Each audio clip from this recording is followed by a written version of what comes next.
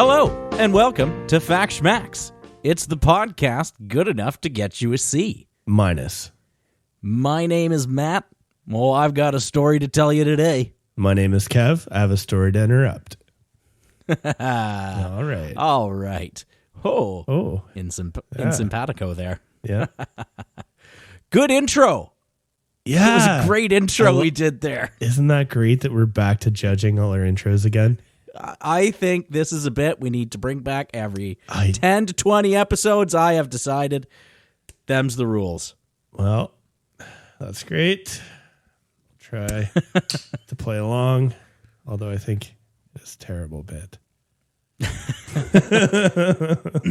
Well, Kevin, Matthew? Usually I ask you about your week, but today I want to talk a little bit about my week. You've been with me for some of my week. As our listener knows here, I've gone through a bit of a loss here recently, and I just have some thoughts about this process. I'm now a member of a really shitty club to be in, which is people that have lost a sibling way too young. And I've had a lot of people talking to me, and I know that it's a really awkward position for them to be in. It's Matt, a really weird... I know this is a serious moment. Most times talking to you is an awkward time. I just wanted to break the moment. Please carry on. I'm sorry to interrupt you. I just couldn't resist. No, that's perfect. But having been on the other side of this and now on this side of it, I know how awkward it can be, because you think when you go up and you speak to somebody who's going through absolutely profound grief that you need to say something perfect, and you don't. All you need to say is, I'm sorry and I'm thinking about you. And that's it. That's all anybody expects to hear. You know, I can promise you that nobody who's going through this is sitting here waiting for, somebody to come up with the perfect words that make it all make sense. It never will. But I'm sorry and I'm thinking of you makes a lot of sense, and it means a lot. And I'm not bringing it. This is not response to anybody in particular. It's just like a weird observation, and I'm in a weird place. And part of my weird brain is like thinking about all of the, this is strange aspects of, this somewhat unique experience that I'm going through, that I wouldn't wish on anybody there. So that's one of the things for me is, there is no, after, when I was on the other side of it, I would always be trying to think of what to say. And now I know, it's a horrible way to find out, but now I know. I'm sorry and I'm thinking about you. That's it. That's all. Perfect Words for a very, just an awful situation. Situation. Yeah. There's no making it better. All people want to know is just that you're thinking about them.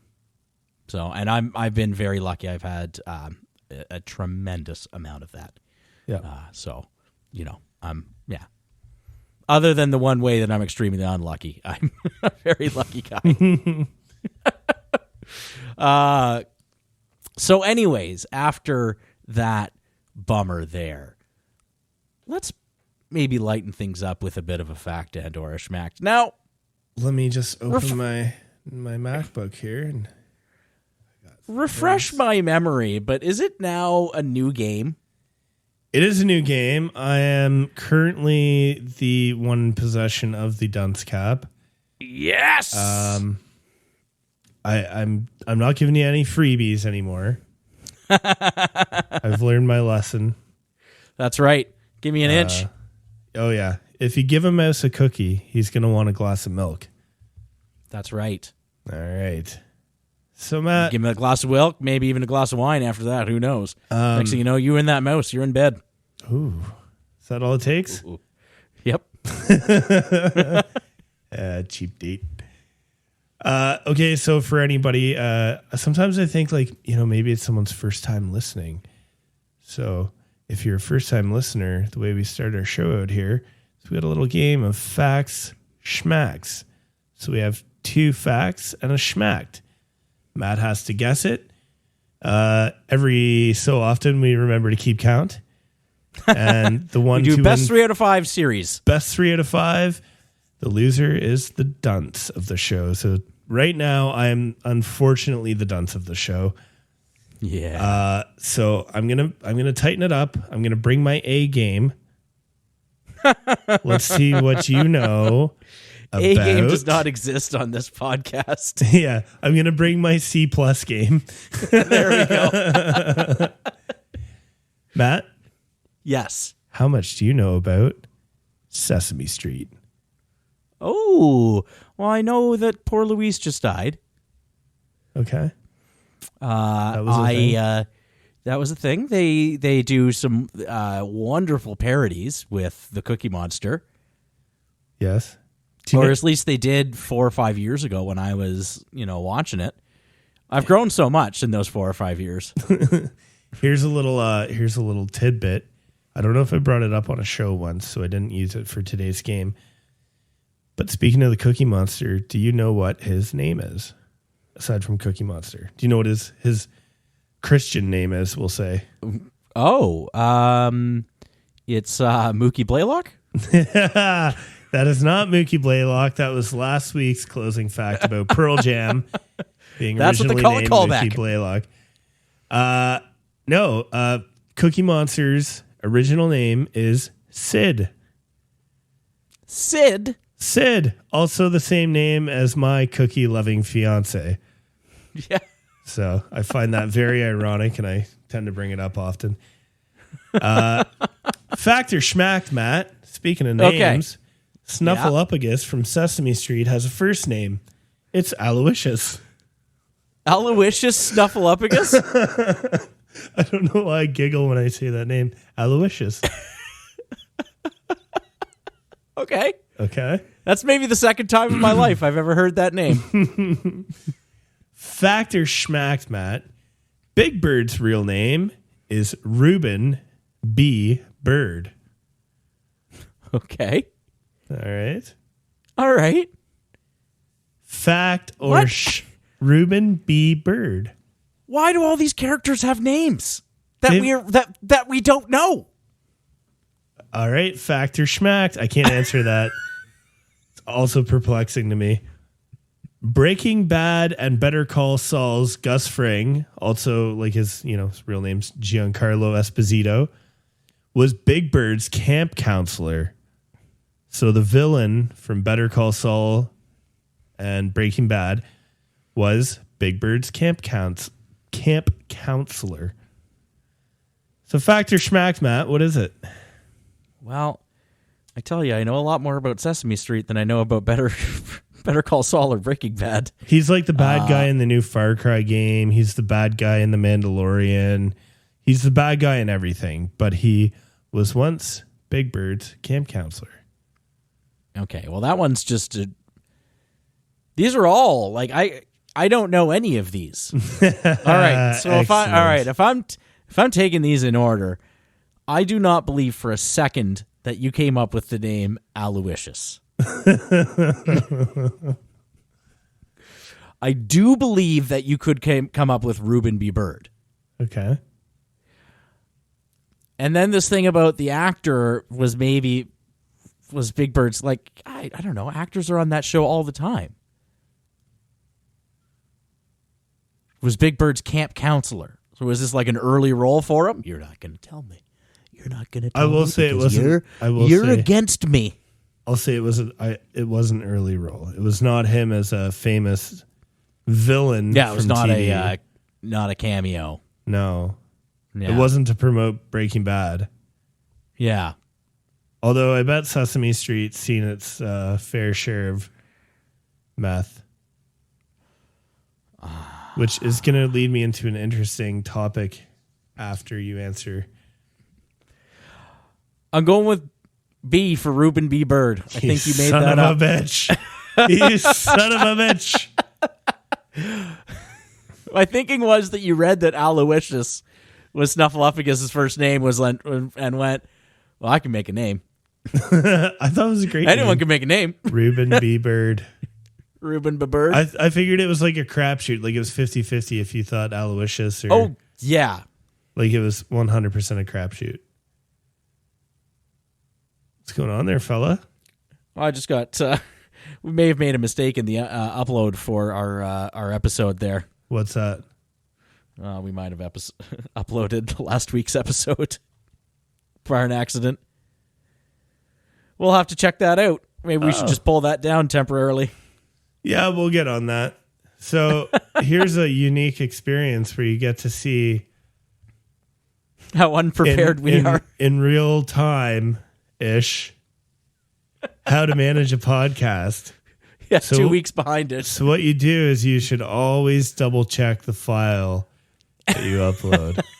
Is the moral We've just of figured the story. out that we should probably test our recordings before we start to make sure that we're not recording. Oh gibberish. Yeah, we're building this plane as we fly.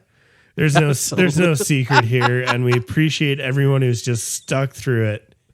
I absolutely love that phrase. We're building this plane as we fly. Oh yeah, that's 100% fact schmacks for you. That's not how you do it. Let's just go with the old edit episode and theoretically delete. Anyhow, I'll figure this out. But in my research, I came across a really interesting tidbit about Sesame Street. Oh, there is a fan theory that Sesame Street is like a rehab halfway house for monsters. So like all the Muppets at one point were like child eating monsters, and now they're repenting by becoming educators. It was pretty messed up, and I was like, that's actually awesome. Like to think that Big Bird was just like ripping guts out of people, and then he's like, I need a change. Wakes up one morning sitting on the side of the bed, head in the hands, like, just can't do this anymore, man. Can't face himself. Yeah. What have I done? Why can't I stop? You think you're working towards something, and one day you wake up and you're 40, and oh God. Oh man, yeah. I always thought that was like, I just thought that was pretty entertaining. So the only other thing I have to say before you tell us some kind of horrible macabre story is this one's fun. Oh, is it? Okay. Yep. This one's a lot of fun. We just had an episode with our dear friends over at Milk. We've brought them up a few times. There's some lovely Australian lads. Our episode with them. They, in fact, just messaged us to let us know that we seem to have uploaded our was that who that was? Podcast again. What a great bunch of guys. That was Lano. So the show Milk, the episode is named Letters. It in its title shows that featuring fact schmacks. So be sure to check them out. They're a fun show, and you can get just a little more of us, like you always wanted. Absolutely. Right. And our episode featuring them is coming out. Actually, should already be out by the time you're listening to this. He's finally that's a lot committed. of fun. I'm committing to doing this. I've been dealing with Matt, this is stuff. Great. We've already had 5 downloads. Oh, and it's the same episode as last week. I just released it like half an hour before we started this. Oh, good. All right. I'm going to have to... Let's get on with the show. I'll figure this out when we're done. The show must go on. And the disappointment will continue. Absolutely. The disappointment will continue until morale improves. Alcatraz. Ooh. I want to talk to you about... The Birdman? Not the Birdman. Alcatraz. Where... the Birdman was. I thought we could tie in Big Bird all through the episode now. Oh, well, you can still, you can try to weave it in there. Like I could tell a tale about how, Big Bird smuggled in some files and some hooch for the Birdman. There, escape. Have fun doing it. Have you ever seen So I Married an Axe Murderer? I've seen bits and pieces of it. It's one of those movies everyone raves about, and I always say I'd probably like it and I should check it out, and I never watch it. And you never will. There's a good scene about Alcatraz in there, anyways, featuring the Birdman. So nice. Doesn't feature, just mentions. Okay. The famed Birdman. No, we're going to be talking about the escape attempt of June 11th, 1962, which I believe was made into the film The Great Escape with Clint Eastwood. Nope. The Great Escape is the Stalag 3. Oh, that's right. That's the one that you told me about. The one that I told about the war. Right, which is in our Patreon episode. Yeah. This is going to be a second story of a daring escape. Okay. Good that you changed the title. Now we won't get sued. So, yes, the daring escape. Oh, that was quick, buddy. I like that. The Diet Coke of that's escape why stories. We are talking about The Rock, baby. Former military base sitting on an island about 1.25 miles from the San Francisco Bay shore. The prison was thought to be inescapable, as even if you were to manage to get out of your cell, which was, surrounded in thick concrete walls, let's say you managed to get out of there, supposedly every inch, crack, and pore of that place is just covered in concrete. There's no way out. But even let's say you do, let's say you even make it to the shore, you got the San Francisco Bay there with its strong tides and its cold water. San Francisco is not a very warm city, and the waters of San Francisco are, by California standards, pretty cold. Okay, we'll say, certain by the area standards. It is kind of like as a Canadian and dealing with stuff up here, some of that was a little like, oh, it's oh, are you cold? Yeah, like it's not warm. It's like 54 degrees Fahrenheit on a warm day. Like that is cold, but Dude, it's that's not like first day in the lake. Right? That's not insurmountably cold. People swim in that sort of stuff all the time. But it is cold. Like, it's cold enough. I'm not jumping. Oh yeah. But it's not. You have dude, you would have to jump into water that cold cuz you could not go into the testicles. You're right. Cuz you would not go any further. You'd be like, "Nope. No. That's it." You'd hit the knees. Maybe you'd get that first little splash that would lap up and just tickle one of your tickle the skin there, and it'd be like, "Oh, no, not happening." So the body has instincts. It already looks small enough. Mm-hmm. If that's the setting, though, this inescapable prison, let's talk about our cast of characters here. We got Frank Morris. He was born September 1st, 1926. He was abandoned by his parents at age 11, spent time in foster homes, became a career criminal, extremely intelligent, but was in the slammer for larceny and bank robberies. Okay. And, so I'm picturing Clint Eastwood. Or like, like a middle-aged, kind of pushing late 40s Clint Eastwood. No. Donald Sutherland. So you're looking at that class of actors then? Yeah. Like that because age? There was a movie about this, wasn't there? Yeah. There was. I just can't remember the name of it. Okay. It's good that you researched it was The Rock. No. God damn it. That's a wrestler. Also a movie with Nick Cage. Dude, remember when Nick Cage made like he made The Rock? That was a great movie when I was younger. I had The Rock on VHS. And that was a good movie. I watched that so many times. I've watched The Rock a ton of times. I've never seen Face Off. No? No. I don't know why.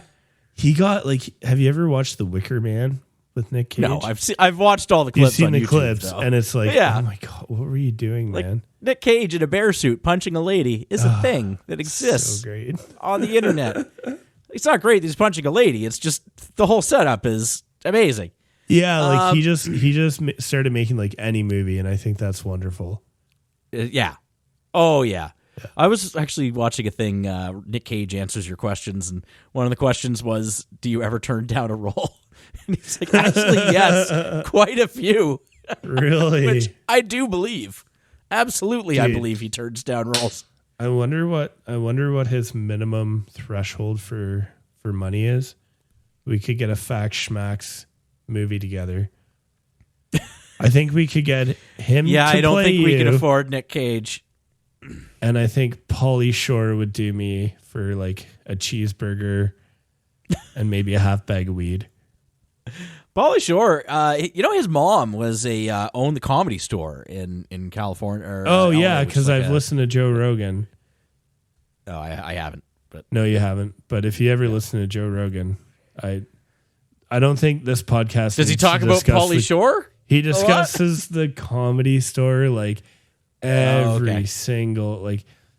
No, I just listened to improv. I listened to all the improv podcasts, or did so. But yeah, his mom did own that. That's crazy. Yeah, that's. I mean, there's a leg up for you. All right, good for him. So I won't try to bring up too many actors because we've seemed to have gone off onto a terrible tangent when we described only one of our 3 characters. 4. Okay, yeah. I'm sorry. Back to it. But the next two are a package deal. We got John and Clarence Anglin, born May 2nd, 1930 and May 11, 1931, respectively. They were brothers. Wow. Close. They were close since Christ was a cowboy. They spent their early years as laborers till they decided that laboring sucked. And it was a better way to make money. Robbing banks. Yeah, robbing banks. Why not? Here's the thing. As children, it's funny we bring up the cold water thing. As children, these guys were actually well known for swimming in Lake Michigan even after the ice appeared on the surface. So they were apparently very strong swimmers who were very well versed in swimming in cold conditions. Okay. Which is interesting. Then we got Alan West. He was born March 25th, 1929. He's a car thief.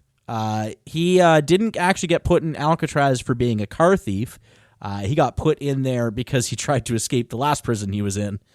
So they threw him in Alcatraz. Try to escape this, they said. What did you say his name was? Alan West. Oh, so he's definitely played by Adam West. Yeah. Yeah. That'll be easy. Okay. That'll be easy. So he's Batman. Yes. A car thief. Yeah. You know what's funny when you talk about like old school bank robbers? They could actually get money. Well, yeah, there's that. But like, back in the day there were no cameras or whatever, but did you know I don't know how much you know him, but we know someone who robbed a bank way back in the day. Yeah. And you were I don't know him very well, but yeah, but I do. And he's an old guy. He's fantastic. Quite the character. And back he thinks he's rewritten all of music theory. Yeah. But he back in the day robbed a bank, and I think that is absolutely hilarious knowing him. And it's kind of all kinds, man. He did his time, right? Yeah, and it's kind of like that old school like I didn't rob a bank because I'm like a junkie piece of shit. Like he's like kind of like an anti-establishment. Like I feel like he would have been like the Dog Day Afternoon type, like kind of maybe not Dog Day Afternoon, but you ever see that movie? No. Al Pacino robs a bank to pay. It's based on a true story where a guy robbed a bank to pay for his partner's sex change operation. Oh. And then he became like this like kind of anti-hero because he spoke out against like establishment and all this stuff. Kind of like a cult hero, I guess. Sure. But anyhow, I don't know. I always picture him robbing it like an old school, just, we're going to pull a big heist, boys, and then we're going to retire. Now, as somebody who has spent a lot of time working at a bank, first of all, there's no money at a bank anymore. So they're not worth robbing. But second of all, I take a kind of dim view of the whole bank robbery thing. I know, did not but like, want to get held up at gunpoint. I don't know. It was so long ago that I just in my mind picture it in this like, you know. I worked with people who got held up. Yeah, it's always weird. Yeah.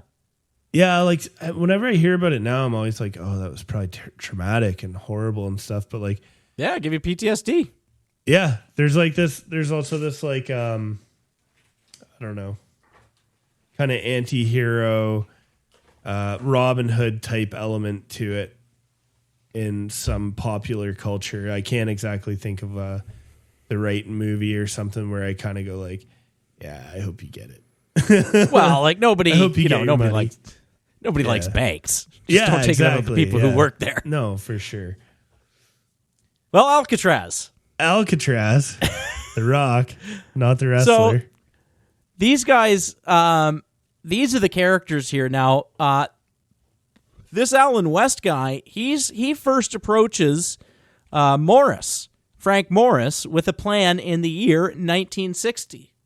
You see, apparently, Alan West had been working with the maintenance squad, and he knew that there was a vent on top of cell block B that was not really that securely shut. It wasn't really it wasn't concreted over in sections to make it hard to pop like some of the other or all the other ones were. There was a weak point, and he knew about it. So he approaches Morris and tells him about this. And at some point before 1961, these Anglin brothers get brought in on the scheme too. Not really sure how everyone, fits in or knows each other at this point, but these are the four guys who wind up with this plan to escape, and they are working it, baby. In 1961, all of these dudes request a transfer to that cell block right under the vent that they want to get to in order to escape.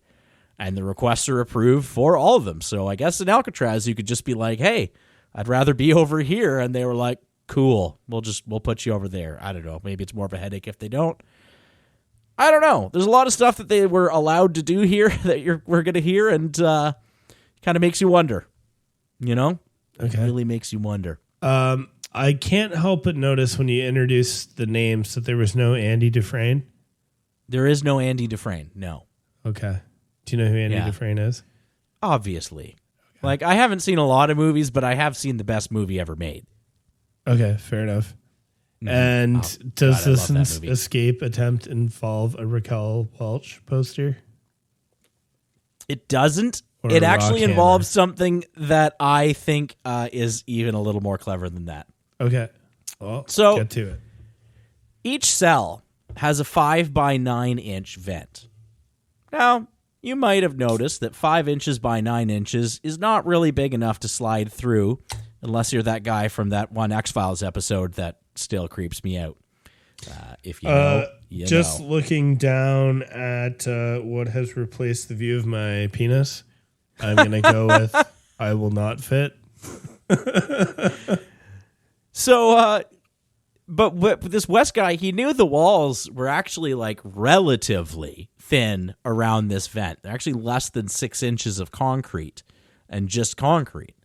So each man starts drilling teeny tiny small holes around this vent, close together, like real close together, drilling these holes really close together around the vents inside their cells until they had enough holes there that they could just remove a section of the wall big enough to fit through.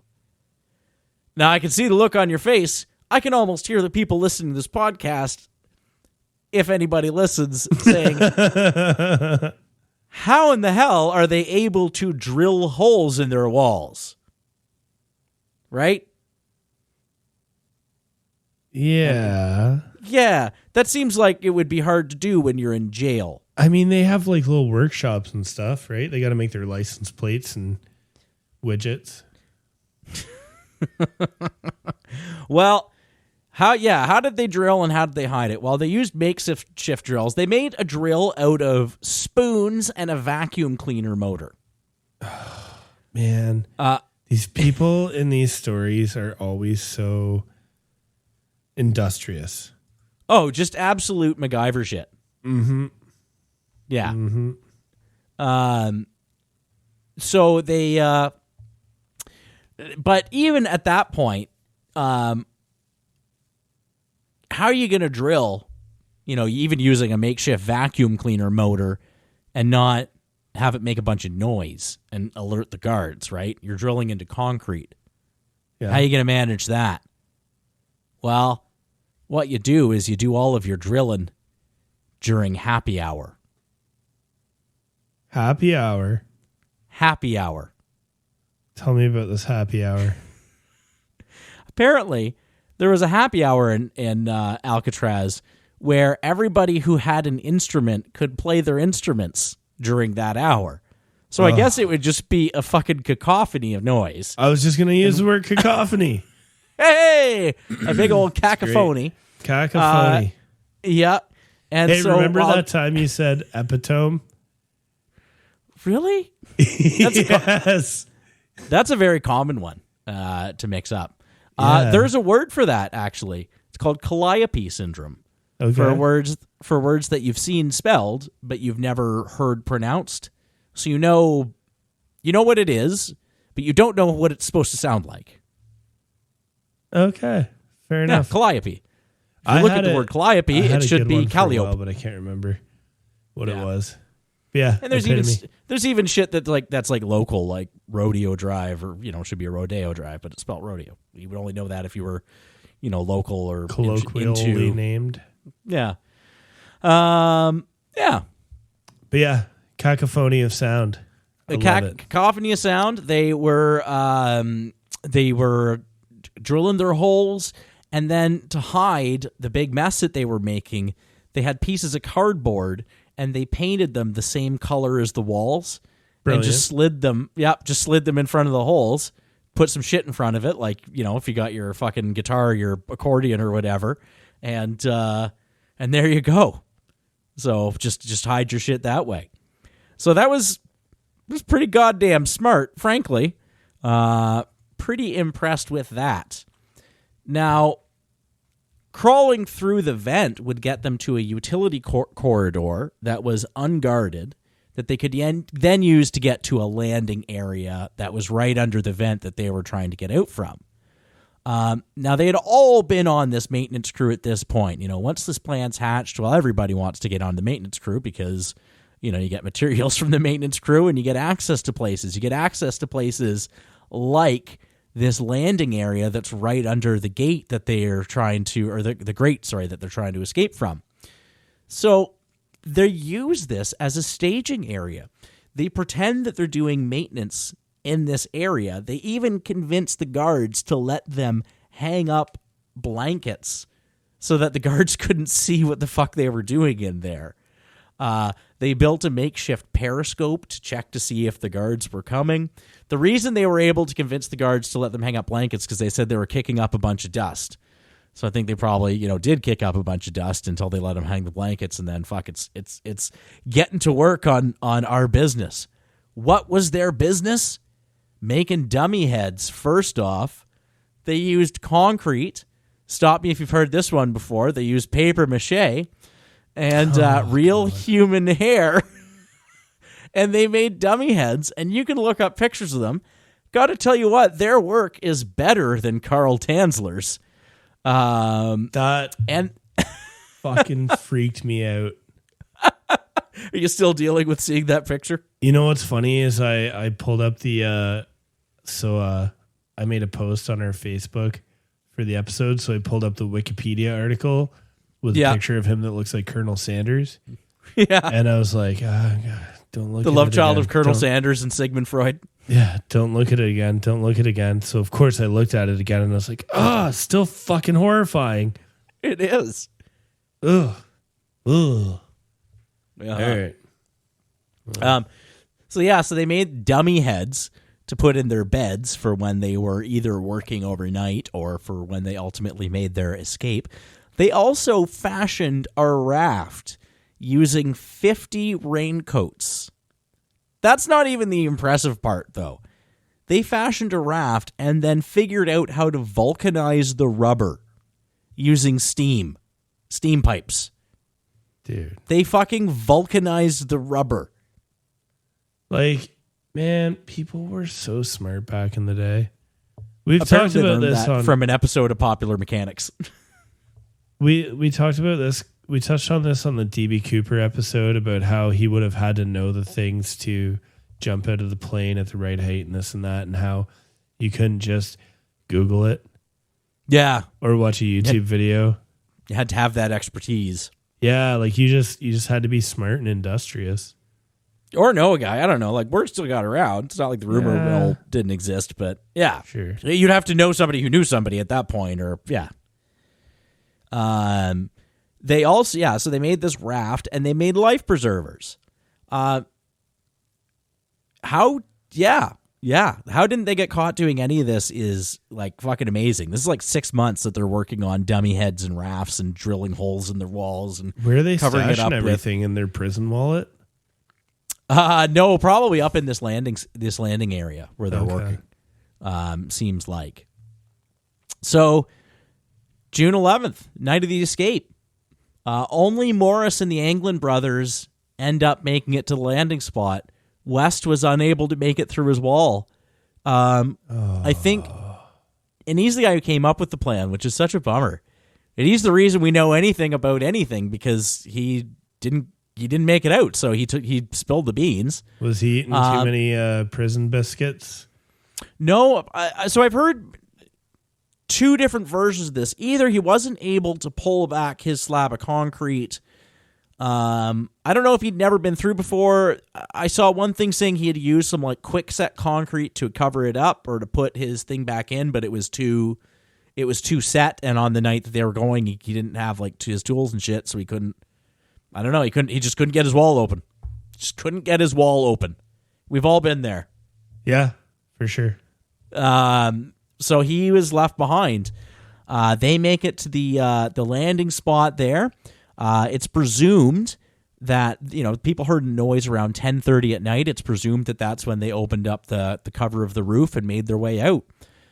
So from there, they climbed down the back of the cell block. They hopped a 15-foot fence and made it to the shores of Alcatraz Island. Shores of the island, they hopped onto that raft and disappeared from the annals of history. They were never heard from again. One of the life preservers, a piece of the raft, and a makeshift oar were found. So were some bags that included some of their personal items, but no bodies. They never found the actual raft itself. So the FBI and the Coast Guard did an investigation. They questioned Alan West, found out as much as they could from him. Found footprints on the roof, found footprints, or found evidence of them climbing down the pipe to get down the building. Figured out where they left shore from, but then after that, there's just a couple things that they found either washed up on shore or floating in the ocean. FBI spends about 15 years looking for these gentlemen, but eventually closes the case in the mid-70s, saying that they most certainly were claimed by the bay. The currents were too strong, the raft too rickety, and the water too cold. But, especially nowadays, other people are not so sure. 1.25 miles, as we were discussing earlier, is not that far to swim, even if push came to shove. As a matter of fact, there's a triathlon held there every year right around the same time, and they swim almost the same route. Now, these are people who are, they're trained, but they're also not desperately fighting for their lives. Yeah. So I'm at least going to give a little bit of an edge to the people who were known for being good swimmers in cold water, who were fighting for their lives, who had a raft. Like, I think, there's that kind of bodes well. It counts for something, right? Yeah, I mean, I think if okay, you're talking a mile and a quarter on a kind of Now, yeah, through some raft. on a handmade raft through some pretty rough current, like very rough waters. But like, so it's like choppy then? Choppy, strong current. Okay. I still think like, okay, if I'm on the run and I'm in a raft or a bike or a plane or a car, and I can, especially with a boat, you can literally put that boat back out to water. Yeah. And then you have the advantage of, well, they don't know where I came ashore, so they don't know where to start looking for me. You find the raft, okay, you definitely came ashore here. Here's where they landed. Go from here. You get rid of that raft. You get rid of the raft, 100%. So you wouldn't find it. No, they of course scuttled not. it. They kicked it back out to shore. I bet that's what they did. Yeah, back out to sea, whatever they did. And I just forgot. I'm sorry. This is like outright dereliction of duty. I forgot to mention my favorite part about the raft. Oh, and that's how they inflated it. What did they do? They cannibalized an accordion, and they inflated it using an accordion. That's awesome, dude. That's so industrious, you know. Think of all the crazy Rube Goldberg machines these guys didn't make when they were focused on crime. Think of what they could have made. Yeah, I'm thinking about this escape doesn't happen if one of these guys doesn't play the accordion. So I like to think that they made it. I know that they like to say that nobody ever escaped from Alcatraz. These three guys did. Now there was a freighter that was leaving San Francisco Bay right after that time. And they supposedly saw a body floating in the water, but they weren't able to turn around and just like let somebody know. So they didn't let anybody know till they came back like months later. And by that time, obviously the body was gone. Maybe that was the body of one of these guys, but like I looked up the stats on suicides from the Golden Gate Bridge. Oh, there's been like up to 41 suicides a year from people jumping off that bridge. You do the math, that's one every 9 days. Like that's a lot of no shit, eh? That's, I'm just saying that could have been one of those bodies, but man, if there's, especially in that day and time, I think that stuff was a little bit worse back then. One every 9 days, pretty good odds that maybe it's one of those two. Who, and obviously it's not one every 9 days. That's not the way statistics work. But yeah, just saying, could average out that way. Not the worst odds, anyways. That it would be something like that, as awful as that is to think about. Supposedly, members of the Anglin family, the mother of these two brothers, actually received flowers with the brothers' signatures on them after the escape. So that's nice. That could be a hoax. That could be something real. I 100% want to believe on this one. Family members have said, this is my second favorite detail. Family members have said that at family funerals, they've seen a pair of mysterious women with heavy makeup and, big shawls and stuff. And some people speculate that it's the brothers showing up in drag, which I really want to believe is true. That's fun. Really want to believe that. How old would these guys be now? They're born in I think they were born in the 30s. Like hundreds. Oh, they're in their 80s. Yeah. They'd be in their late 80s. Born in 30 and 31. Yeah, okay. Yeah. That's 90s, man. Oh yeah, I guess it would be. Sorry. Yeah, I was thinking 80s. 2022. The reason I was thinking 80s is because in 2013, supposedly the FBI did get a letter supposedly from one of these brothers saying, basically, I'm sick, I'm dying, I'm in my late 80s. If you promise me that I'm only going to go to prison for a year and I'm going to get medical attention, I'll come back and I'll confess to everything. They did not take this letter writer up on that offer, I guess not thinking that it was legitimate, but then they released the letter, and I think a lot of people now are looking at that going, I don't know, that kind of seems like maybe that guy was offering to just go to jail and confess to stuff. Why would he lie about that? Well, maybe that's what guys have to do to get their health care taken care of. Yeah. God, could you imagine? There's also that. So that's kind of where that story ends, man. These three crazy MacGyvers, like just absolutely did this amazing thing, and nobody knows if they lived or died. I personally, like, I am such a hard-nosed skeptic about so many things, but stuff like this, like D.B. Cooper and like this, I want to believe, man. Absolutely, I want to believe these guys lived. For sure. They made it. Remember when I was talking earlier in the show about the person we know who's a bank robber? Yeah, he made it. And I was trying to say, like, kind of like a nostalgic thing. It's that DB Cooper vibe that, like, yeah, like, you got away, like, yeah, pulled one over, got one on the man. Got one over on the man. Exactly. I think, I mean, yeah. Excuse me. But then you think about, wow, sucked for the captain and the flight attendants in that situation who had to deal with this awful, situation, the DB Cooper thing. And I think these guys got a bunch of money and they had a cool story to tell. At the end of the day, no one got hurt. So, other than potentially him if he landed bad. Well, yeah. I want to believe on that one for sure. I want to believe. Oh, I so want to believe. I want to believe in it all. The world is a strange and magical place. It is. Yeah. Very strange place. So that's your story for us this week? That's my story, and I'm sticking to it. That's maybe only the second time you've told a story and nobody died. I mean, 3 people potentially died.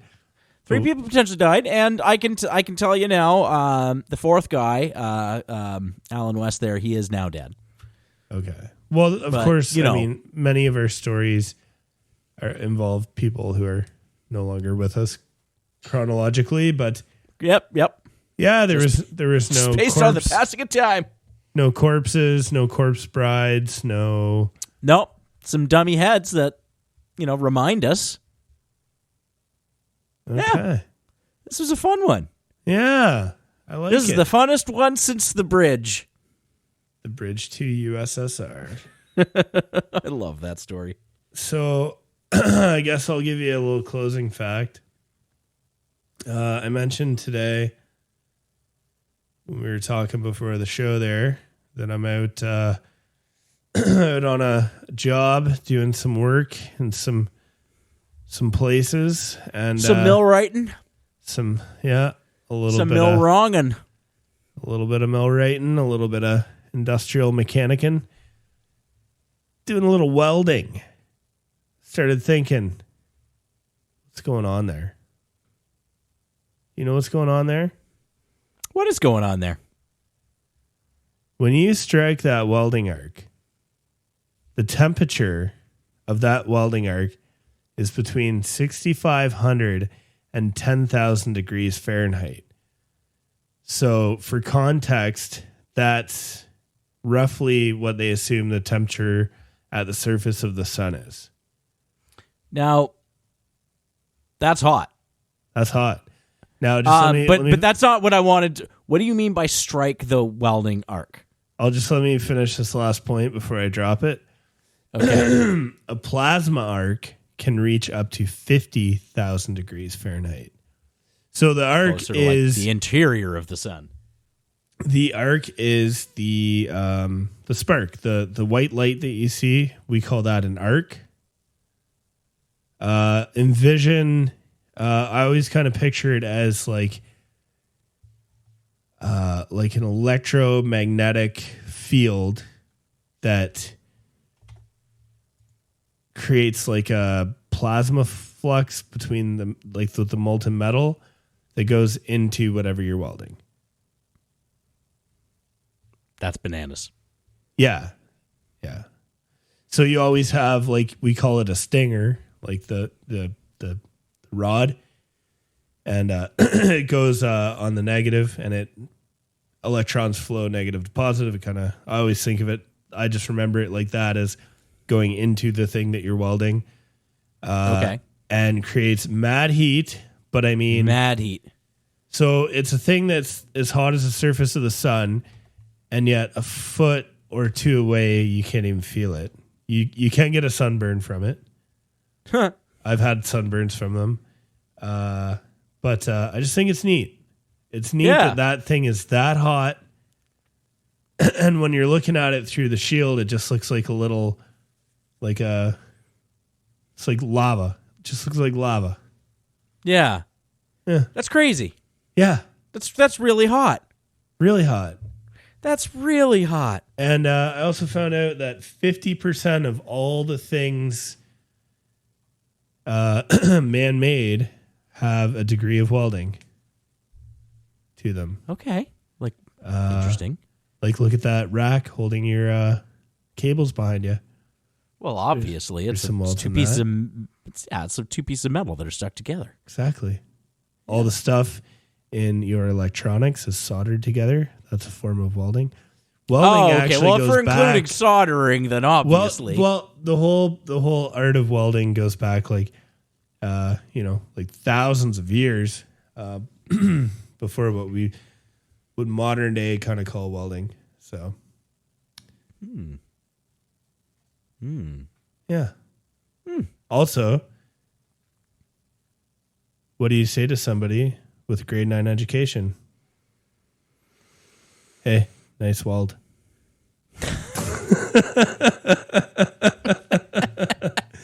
And good night. Before we leave, I just have to say Austin Matthews just scored his 50th goal of the season, and that's real nice. Is that soccer? No, it's hockey. But the Toronto Maple Leafs haven't had anybody. I'm teasing you. Yeah. Well, he's the best goal scorer in the league now. And the Toronto Maple Leafs have not had anybody who scored 50 goals in my lifetime. So that's great. What a proud moment. It is. So go Leafs, go. And go away. Bye-bye. Bye.